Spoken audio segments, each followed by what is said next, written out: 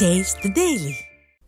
அண்ணா பல்கலைக்கழக மாணவி பாலியல் வன்கொடுமை வழக்கை சிபிஐ விசாரணைக்கு உத்தரவிடக் கோரி வரும் 30ஆம் தேதி புதுச்சேரியில் அதிமுக சார்பில் ஆர்ப்பாட்டம் நடைபெறும் என மாநில செயலாளர் அன்பழகன் அறிவித்துள்ளார். இதுகுறித்து புதுச்சேரி அதிமுக தலைமை அலுவலகத்தில் செய்தியாளர்களை சந்தித்த அவர் பேசியதை தற்போது காணலாம். அண்ணா பல்கலைக்கழகத்தில்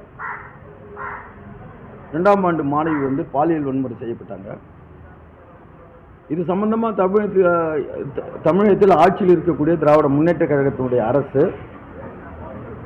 அலட்சிய போக்கு,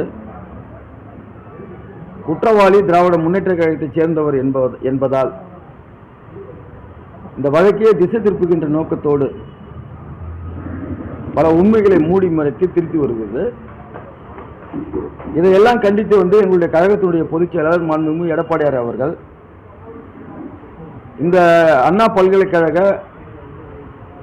மாணவி பாலியல் பலாத்காரம் சம்பந்தமாக சிபிஐ விசாரணைக்கு உத்தரவிட வேண்டி ஒரு 30ஆம் தேதி தமிழ்நாடு மற்றும் பாண்டிச்சேரியில் கண்டன ஆர்ப்பாட்டம் நடத்த சொல்லி ஆணையிட்டுக்கிறாங்க.